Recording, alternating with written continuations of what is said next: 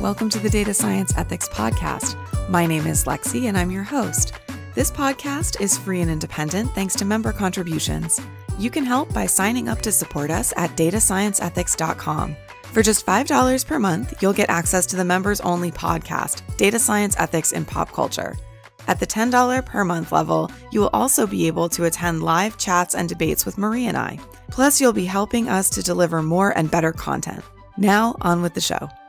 Hello, everybody, and welcome to the Data Science Ethics Podcast. This is Marie Weber. And Lexi Casson. And today we are going to talk about the concept of incorporate inclusivity. So whenever you're putting together a team, obviously the more diverse the team you can work with, the better the ideas that you can generate. And so how do we apply that to data science ethics, Lexi? There are a couple ways. One is obviously get as diverse a team as you can. And I say that as you can. Sometimes we're constrained. It happens. Yeah, very true. In STEM fields for a long time now, it's been dominated by primarily men. There's definitely racial gaps in there. And a lot of teams simply are not big enough to have a wide spectrum of backgrounds and races and so forth. So do as much as you can within your team to try to get different perspectives. The other part of that is to talk with a broader audience, even if it's not part of the team developing the algorithm. Make sure that if you can possibly get to the end users of your algorithm, create a diversified pool of people that you can talk with, either as a survey or a focus group or something along those lines. Something where prior to your algorithm, you can discuss some of the intentions and the intended outcomes with that group, because you may find that there are different perspectives that they bring to how something would influence them or how it might impact their life versus what you're thinking of. We had an episode on the Google Gorilla problem. There are a number of other times when a very similar issue has occurred because algorithms were trained on too narrow a set of data. And the ramifications for those types of models can be very severe and very public. And so getting more perspective, more data, a wider set of data is generally a good thing, and making sure that that data is representative of the people, and then the people give you feedback, especially when you're dealing with something that's very public. And that's really what it is that we're trying to do. We want to make sure that we're inclusive of all races, all creeds, all genders, all sexualities, whatever it may be, because the way that the algorithm works in practice on all of these different types of individuals can be very different. And the terminology in it could be different, the way that it's used. So make sure that you have as broad a representation of the user base as possible so that you know how it's going to affect them. And I think that's really interesting because you've touched on a few different areas about how to incorporate inclusivity. So just to recap, it's who's actually working on the model and on the team, then who is basically being tapped to provide input into the model, and then also who you are testing the model with as another way to get feedback. Absolutely. And then the other thing that I would say with all of that is we use something within the organization that I'm in called Strengths Finder, which is less about maybe some of these protected classes and more about intrinsic strengths of a given person and the way that they think and the way that they interact.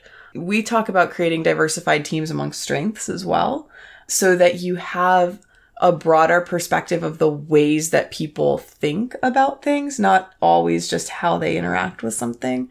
So I would take it that one step further as well, if you can, to be able to incorporate people who maybe, even if it's within your organization, who maybe are not data scientists, but simply come from other areas of the organization that bring a different perspective.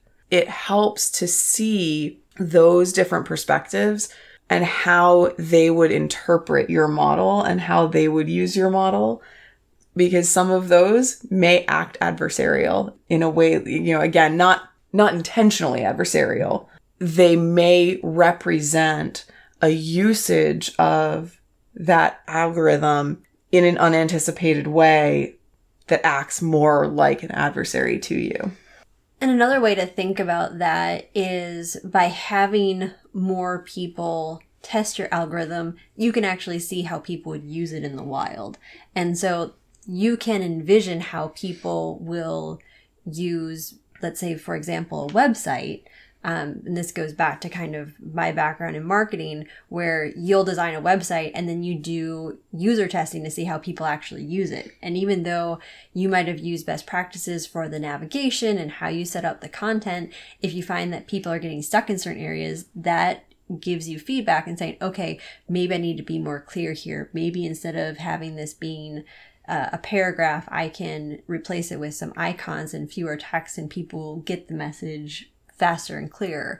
So that type of real world user testing is very important. And that's how a lot of sites have been able to evolve over time, is because of user testing. Mm-hmm. So the same thing can happen with a model that you're building. One of the keys, the way that I would think about incorporating more people into this and to really get true feedback, and this is going to sound a little bit odd at first, but bear with me, is to give less information at the start and see where they take it. So for example, if I'd said, I'm building an algorithm so that we can send more focused emails to people, what does that say to, not you necessarily, Marie, because you work in this space, but to somebody else? And so they may take that as, oh, you're just going to bombard people with messages, or they're going to see the same thing over and over, and that's a horrible user experience. Or they could say, that sounds like a great idea. Maybe we'll get less emails that are irrelevant. Perfect. If I were to say, I'm going to build a credit score that takes into account the number of bedrooms in someone's house as part of their willingness to pay. Well, somebody might come back to me, if I wasn't necessarily thinking of it this way, and say, well, that's all well and good, but what happens if they're in a duplex? What happens if they're living in a house that they don't own? What happens if they have an open floor plan? What happens if they have 3 bedrooms, but they also have a guest house? Who knows? I mean, there's a bazillion scenarios out there. Yeah, housing is definitely not standardized. Even though you might have a picture of what a house means to you in your head, the picture that somebody else has in their head could be completely different. Exactly. If you say to them something that's fairly generic, they might give you back all kinds of ideas for things that you need to incorporate into your algorithm or reconsider about your algorithm, because you simply aren't thinking of it from the same perspective. And those perspectives are valuable. They are tremendously helpful in getting a broader view. And so give less information at the start. And then as you train, we've talked about training transparently. So be more open about what you're including, why you're including it. Make sure that you're indicating that you've brought in this feedback and that you've made adjustments accordingly, and be transparent then about what you've done with it, because then it may be more trusted. You may find that people acknowledge, yes, this does appear to be a valid means of going down this path. Maybe bedrooms is the way to go. It's not necessarily the home value, but there are definitely ways that it gives them an insight then into why you've made the decisions that you've made. In data science, everything is about decisions.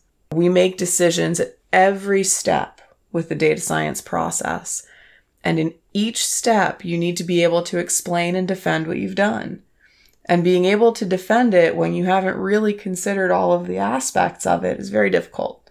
So gather more feedback, get more perspectives, be able to see it from different angles, and then you can defend what you've done better. And I think it's really interesting what you said about exposing people to your model without defining for them what the model is trying to do, so you can get kind of their unbiased feedback. I'll tie this into also what you mentioned about strength finders, because strength finders actually put out by the Gallup organization. And one of the first places that I worked after college was the Gallup organization. So I actually was introduced to the strength finders there. And so the concept of having people have different strengths was something that I had kind of been exposed to through different types of personality testing before, but Strength Finders is a great one to explore, to understand your own strengths or the strengths of people on your team and how to build a more diverse team. Because Gallup is so known for their surveying that they do, one of the approaches that you take when you do a survey is not influencing the person that you're interviewing. You want to get their unbiased opinion. So the way that you construct the questions, the way that you even construct the available answers that you might want them to give is something that really is a mythology in and of itself. What you're looking for is to make sure that the questions aren't leading, to make sure that the questions are unbiased, and one of the ways that you do that is by not defining things up front and by making them more open-ended questions or very structured questions. So the idea that you can apply that to your data science when you're getting feedback is a really key concept for people to be able to apply to their career.